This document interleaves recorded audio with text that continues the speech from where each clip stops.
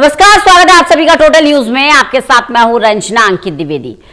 अमेरिकी राष्ट्रपति Donald Trump जो खुद को हर प्रॉब्लम का लास्ट सॉल्यूशन मानते थे, उन्होंने अब ईरान के साथ सीज फायर को अनिश्चित काल के लिए बढ़ा दिया गया है। लेकिन यहां पर बड़ी बात यह है कि ये जो सीज फायर बढ़ाया गया है ये एक तरफा है। ईरान तो खुलेआम कह रहा है हम जंग के लिए तैयार है और अपनी शर्तें भी रख रहा है। तो इसी पर है आज की हमारी जरूरी बहस, मजबूरी का सीज फायर।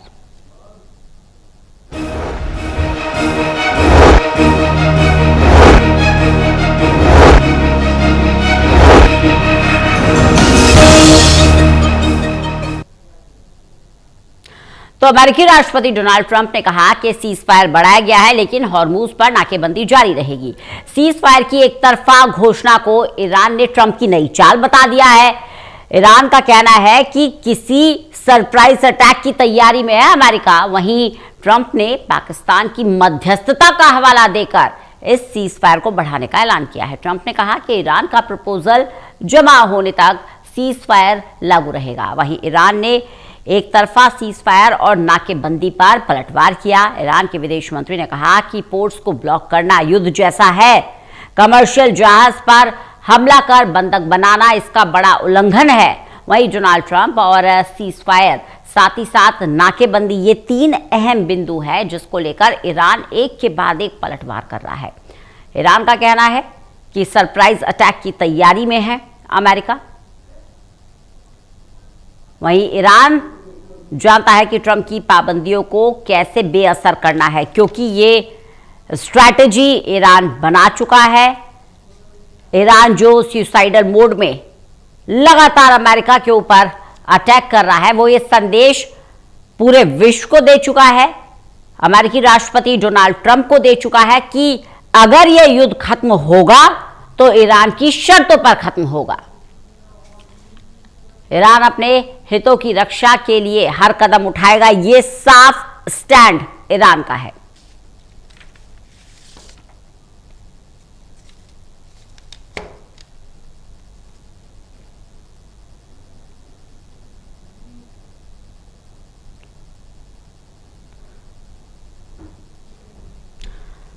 तो खास मेहमान हमारे साथ जुड़े हुए हैं। रंजीत राय, रक्षा विशेषज्ञ, हमारे साथ जुड़े हुए हैं। ललन प्रसाद, वरिष्ठ अर्थशास्त्री हैं, जो हमारे साथ जुड़े हुए हैं। सबसे पहले रंजीत राय जी का रुख करूंगी।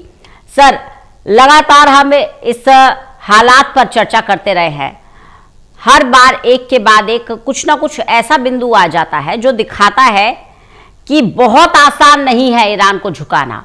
बार बार अलग अलग स्ट्रैटेजी अपनाकर डोनाल्ड ट्रंप ईरान को तोड़ने की कोशिश कर रहे हैं। अटैक किया गया, अब इकोनॉमी को उसकी ध्वस्त करने की कोशिश कर रहे हैं, लेकिन ईरान साफ कर चुका है हर बार का पलटवार होगा और अगर ये युद्ध विराम होगा तो अपनी कंडीशन पर होगा।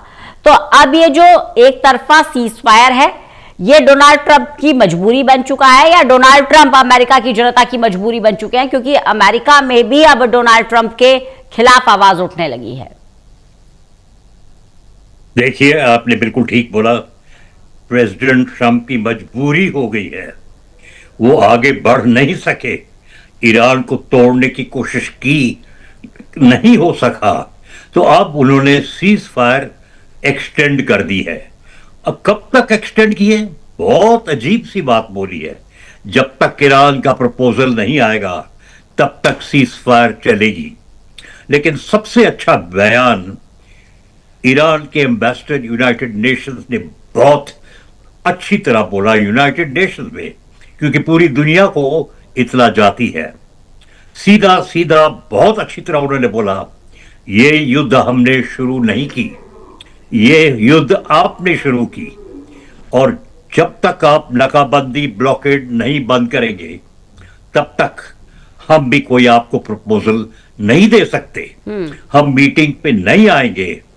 लेकिन ये ठीक है कि जनरल आसिफ मुनीर और बाकी लोगों देश में कोशिश कर रहे हैं कि कुछ मीटिंग इस्लामाबाद में हो।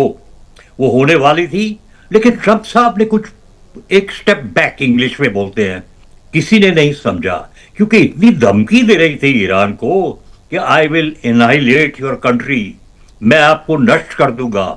तो मुझे भी फिर से वो याद आता है कि हमारा जो लिखा हुआ है, हमारा जो इतिहास में लिखा हुआ है, साम, दन, दंड, भीम, ये 4 कोशिश की है। कितनी धमकी दी है पहले तो उसमें अब सफलता नहीं हुई है। तो अब स्थिति ऐसी है, हॉर्मुज में ईरान ने भी अपना दम दिखाया है। क्या है कि ओनली 15 जहाज में अलाउ करूंगा। काफी जहाज को वापस कर दिया, काफी जहाज पे फायरिंग भी कर दी। स्थिति बहुत गंभीर है। और सिर्फ ये मैं देख रहा हूं, क्योंकि मैंने भी फौज में काम किया हो, दोनों देश कुछ न कुछ अपनी तैयारी कर रहे होंगे। ईरान तो कहता है मेरे मिसाइल तैयार हैं, मेरे तरफ से मैं कुछ भी देख चाहूंगा तो मैं आपको नष्ट कर दूंगा, अमेरिका को बोला है। उस तरफ से अमेरिका ने एक नया एंटी ड्रोन सिस्टम अपने एयरक्राफ्ट कैरियर पे लगा दिया है। कारोबार चल रहा है कि बाहर एक एयरक्राफ्ट कैरियर और 20 और जहाज इस तरफ आ रहे हैं। दोनों तरफ से, मलाक्का स्ट्रेट से भी आ रहे हैं और अगली पश्चिम समय से भी आ रहे हैं। तो देखिए, फौज का तो कर्तव्य है कि वो बिल्कुल तैयार रही है। और इनको जो 2 हफ्ते का सीज फायर मिला, दोनों ने काफी कारोबार किया होगा।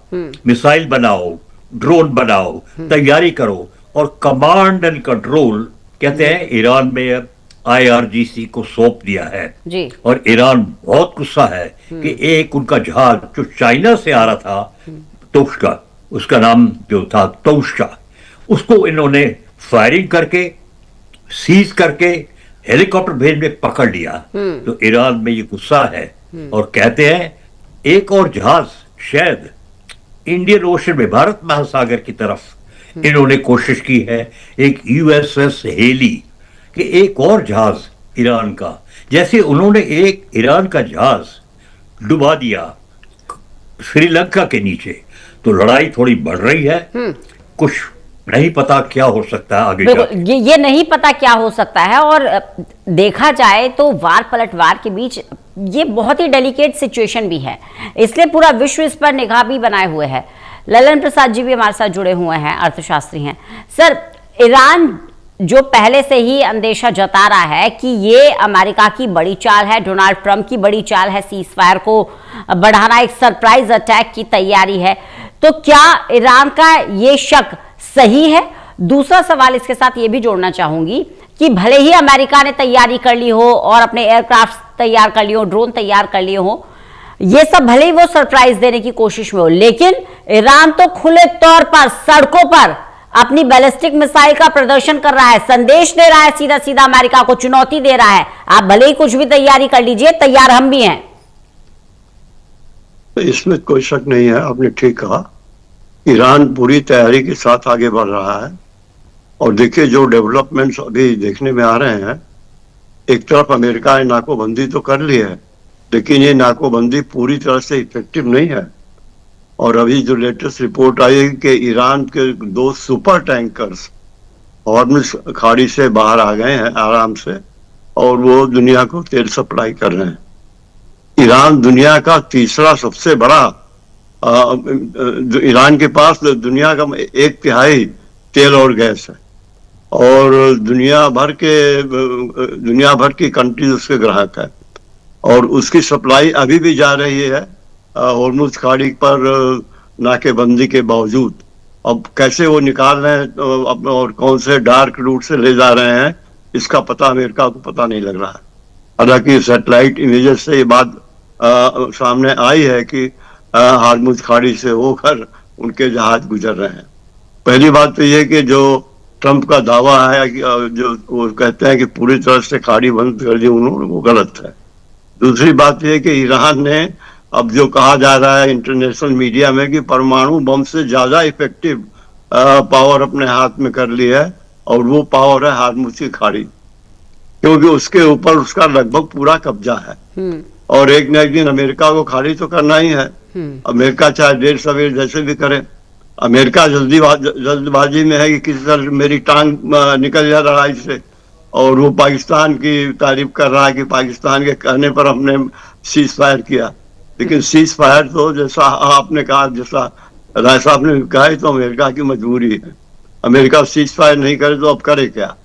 या तो पूरे दौर से युद्ध में सर एक मजबूरी ये भी है सर, एक मजबूरी अमेरिका की ये भी है कि आगे से आके अमेरिका और अमेरिकी राष्ट्रपति डोनाल्ड ट्रंप ये नहीं कह सकते कि हमसे गलती हो गई, इसलिए मध्यस्थता के लिए पाकिस्तान वही भाषा बोल रहा है जो डोनाल्ड ट्रंप बुलवाना चाह रहे हैं।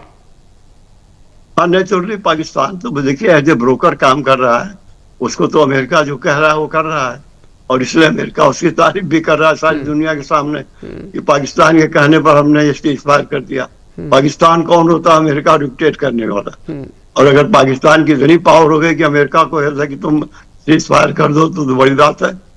तो ये तो एक बहाना है ट्रम्प का कि पाकिस्तान चूंकि मध्यस्थता कर रहा है, उसके कहने पर मैंने सीज फायर कर दिया। बाकी सीज फायर तो उनकी मजबूरी है, वो नहीं करेंगे तो और करेंगे क्या? बिल्कुल रंजीत सर जो बात ललन सर कह रहे हैं, जो बात ललन सर कह रहे हैं कि पाकिस्तान की तारीफ भी कर रहे हैं अमेरिकी राष्ट्रपति डोनाल्ड ट्रंप, लेकिन इस तारीफ के पीछे वो अपनी किरकिरी करवाने का एक और मौका पूरे विश्व को दे रहे हैं, क्योंकि अब संदेश ये जा रहा है कि जो डोनाल्ड ट्रंप अड़ियल रुख अख्तियार करते थे, मनमानी करते थे, कभी टैरिफ का डंडा चलाते थे, कभी अटैक कर दिया करते थे, अब वो पाकिस्तान के कहने पर चल रहे हैं। तो यानी पाकिस्तान बड़ा हो गया अमेरिका से, ये संदेश देने की क्या कोशिश कर रहा है? जिस मॉनिटरशिप के लिए डोनाल्ड ट्रंप जाने जाते रहे हैं, वो मॉनिटरशिप तो वो अपने आप ही खोने के लिए तैयार है। रंजना जी, प्रसाद साहब ने बिल्कुल अच्छी तरह से समझाया। पाकिस्तान ब्रोकर है, वो अपनी ब्रोकरी कर रहा है, कोशिश कर रहा है। हमें ये देखना चाहिए कि है पाकिस्तान, लेकिन वो ब्रोकर कर रहा है, कोशिश कर रहा है, क्योंकि दोनों तरफ से 2-3 दफा उन्होंने बोला है कि भाई मैं ईरान से पूछ रहा हूं कि उनका मिनिमम और मैक्सिमम, सबसे आगे और सबसे पीछे क्या उनको चाहिए। अमेरिका से भी मैं पूछ रहा हूं भाई उनको क्या चाहिए, और सबसे नीचे और सबसे आगे। तो इस तरीके से ईरान का कोई एम्बेसी अमेरिका में नहीं है, पाकिस्तान एम्बेसी उसको संभालता है। तो अब उनको इसी दोस्ती से पाकिस्तान के सीडीएफ साहब ने बोला कि मैं आपको मदद करूंगा, और कर रहा है। लेकिन आप देखिए कि दोनों देश अकड़े हुए हैं।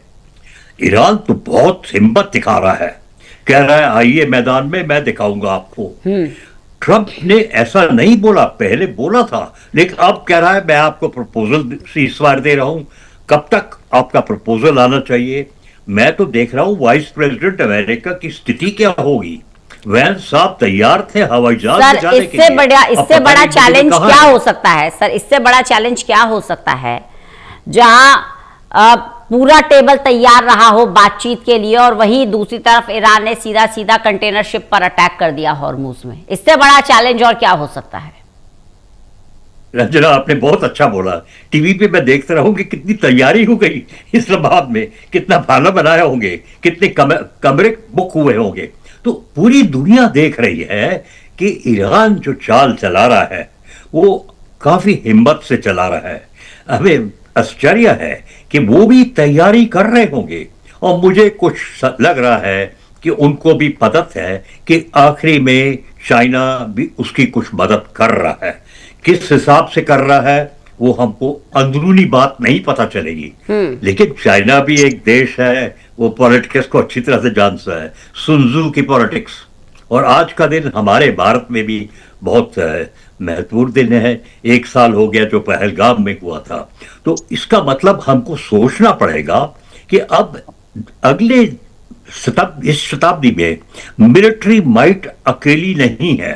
लड़ाई से देखिए अमेरिका कहां कहां हार गया और अब ईरान में फंस गया है, लेकिन एडवांटेज किसका हो रहा है? इजराइल का। नेतान्याहू साहब ने नतानी नदी तक लेबनान की जगह ले ली है। उनको गाजा के मारने के बाद उनको मारा है।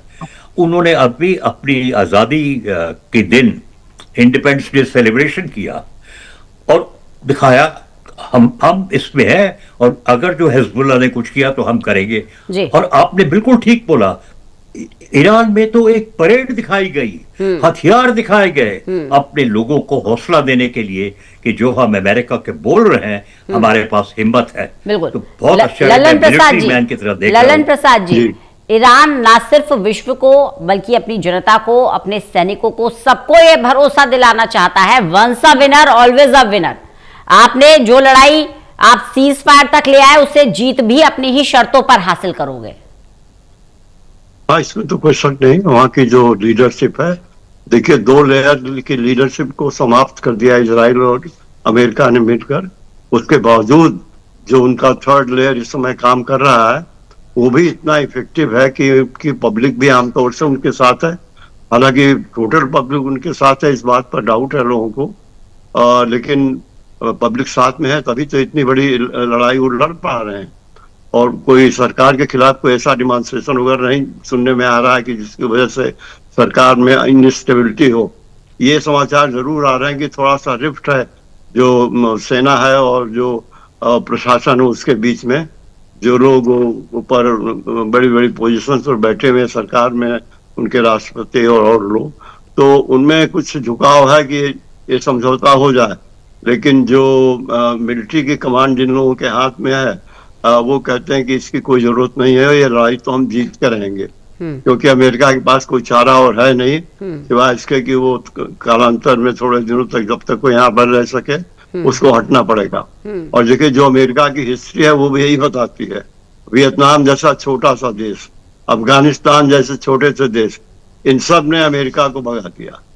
और अभी जैसा हमारे जयशंकर जी ने कहा था, स्टेटमेंट आया था कि अगर देश के अंदर लोगों के मनोबल ऊंचा हो और सरकार का मनोबल ऊंचा हो, तो बड़ी से बड़ी ताकत किसी देश को झुका नहीं सकती। बिल्कुल। और ये मैसेज जो है, ये मैसेज जो है सर, ईरान की जनता दे भी रही है। भले ही अपनी लीडरशिप को लेकर थोड़ी बहुत नाराजगी हो ईरान की जनता में, लेकिन जब खामेनेई की हत्या हुई तब भी लीडरशिप ने यह दिखाया कि हमारे देश में चाहे कुछ भी हो रहा हो, किसी बाहर के देश को कोई अधिकार नहीं किसी तरीके से इंटरफेयर करे। और अब भी ईरान की जनता यही मैसेज दे रही है। रोज रात को जमावड़ा हो रहा है सर ईरान की सड़कों पर, मिसाइलों का प्रदर्शन जब हो रहा है, वहीं अमेरिका का नाश करो, अमेरिका का नाश हो, ये नारेबाजी हो रही है ईरान में। तो अमेरिका ने खुद ही तो लड़ाई छेड़ी है, तो अब उसके लिए तैयार रहे हो। उसका परिणाम वो अपने देश में भी भुगत रहा है और बाहर भी भुगत रहा है। किसी भी अमेरिकी राष्ट्रपति की आज तक इतनी बदनामी नहीं हुई जितनी ट्रंप की हो रही है। और देखिए यूरोप के 30-40 देश उनके खिलाफ हो गए, सारा नेटो अमेरिका के खिलाफ हो गया है। और एशिया के भी बहुत सारे देश उनसे कतरा रहे हैं। मिडिल ईस्ट को उन्होंने इतने बड़े बड़े प्रॉमिस किए थे कि हम आपकी सुरक्षा करेंगे। क्या सुरक्षा किया? सारे मिडिल ईस्ट में तहलका मचा दिया। ईरान ने जगह जगह हमले करके तेल के और गैस के भंडारों पर और फील्ड्स पर, और अमेरिका कुछ नहीं कर पाया। अब वो नाकेबंदी पर आ गया। जब और नहीं कुछ मिला तो उन्होंने सोचा कि हार्मुज खाड़ी को भी बंद कर दें तो ये झुक जाएगा। हार्मुज खाड़ी से बंद होने से ईरान को नुकसान तो है, लेकिन ईरान को उतना नुकसान नहीं हो रहा जितना अमेरिका ने सोचा था। और ईरान ने उसका रास्ता धीरे धीरे निकाल दिया है जी। और अब न्यूज आने लगे कि उनके जहाज कोई गुप्त रास्ते से जैसे भी वो निकलते जा रहे हैं वहां से।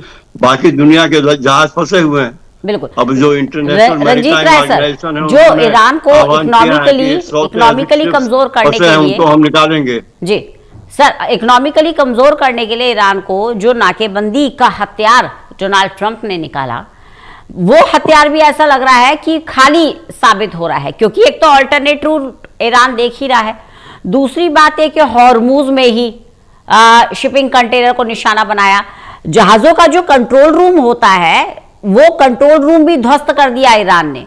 तो वो दोनों ही तरह से तैयार है, जंग के लिए भी तैयार है, ऑल्टरनेट रास्ता ढूंढने के लिए भी तैयार है। और इसका जो नुकसान है नाकेबंदी का, सिर्फ अकेले ईरान को थोड़ी हो रहा है, सभी देशों को होगा जहां जहां ईरान की सप्लाई हो रही है।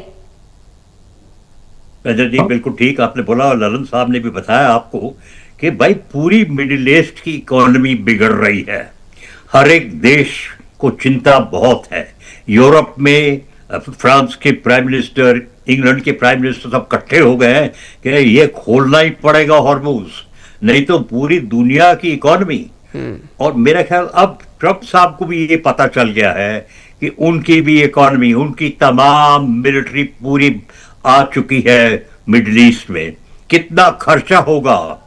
कुछ मीडिया बोल रही है उनके एयरक्राफ्ट कैरियर्स पे खाना कम हो रहा है। कितने दिन के लिए खाना लगा सकते हैं? हर एक जहाज में, नेवी में हूं, हमको 1-1.5 महीने किसी न किसी बंदरगाह में जाके खाना लेना पड़ता है। तेल तो हम एट सी टैंकर से ले सकते हैं। तो बिल्कुल स्थिति ऐसी है, सबको तकलीफ, पूरी दुनिया तकलीफ में है। और सिर्फ ये बितला बोल सकता हूं, अब ट्रंप साहब यूरेनियम की बात नहीं कर रहे, बम की बात नहीं कर रहे, लीडरशिप की बात, कुछ सहमति लग रही है। अब अटक गए हैं लोग नाकाबंदी और हॉर्मूज पे बंद करने।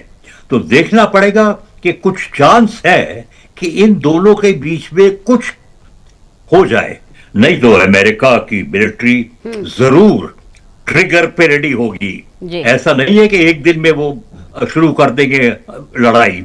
उनको प्लान्स, ऑर्डर सब मिले हुए होंगे कि अगर जो मैंने ऑर्डर दिया, भारत में भी होता, वॉर प्लान्स तैयार रहते हैं, 1 मिनट में नहीं लड़ाई शुरू होती। तो मिलिट्री मैन की तरफ से बहुत ही गंभीर स्थिति है। पूरी दुनिया कह रही है प्लीज हल करो। रंजीत सर, क्योंकि आप खुद नेवी में रहे हैं, कहा जाता है who rules over the sea rules over the world, और शायद ये बात ईरान समझता है, इसलिए हॉर्मूज को लेकर कोई ढुलमुल रवैया नहीं है, सीधा अटैकिंग मोड में है ईरान। और किसी तरीके का सरप्राइज अटैक की नहीं, ईरान कह रहा है अमेरिका सरप्राइज अटैक की तैयारी कर रहा है, लेकिन ईरान सरप्राइज नहीं देना चाहता। वो तो प्रॉपर शो ऑफ कर रहा है, बता रहा है कि आप भले ही कुछ भी पर्दे के पीछे से तैयार कर लीजिए, आपके हर हथियार का जवाब देने के लिए हमारे पास हथियार मौजूद है। बिल्कुल ठीक बोला आपने। अगर जो हॉर्मूज में लड़ाकी जहाज अमेरिका के आए, खर्ग आइलैंड के पास आए, मैं बोल रहा हूं नेवी की तरफ से एक छोटी भी नेवी, कामाकाजी ड्रोन और छोटे मिसाइल और जो कहते हैं कामाकाजी बोट, बहुत नुकसान। एक भी अमेरिका का जहाज को अटैक हो गया तो बेइज्जती होगी पूरी अमेरिका में। क्या सुपर पावर है हम? एक छोटा सा ये जहाज, अभी तो पॉलिटिक्स में उनको तंग कर दिया, लेकिन अब अगर जो आपने बिल्कुल बोला अटैक किया जहाज पे, शायद कर सकते हैं वो। जो अभी भी ओमान के खाड़ी में है जहाज, अगर जो स्वॉर्म ड्रोन भेज दिए 10-12 तो वो गिरा देंगे। बिल्कुल बिल्कुल, 1 न 2 ड्रोन नीचे गिर जाएंगे। यही तो हो रहा है यूक्रेन और यही तैयारी ईरान की तरफ से भी पूरी है, भले ही अमेरिका कितनी ही तैयारी का दावा कर रहा हो।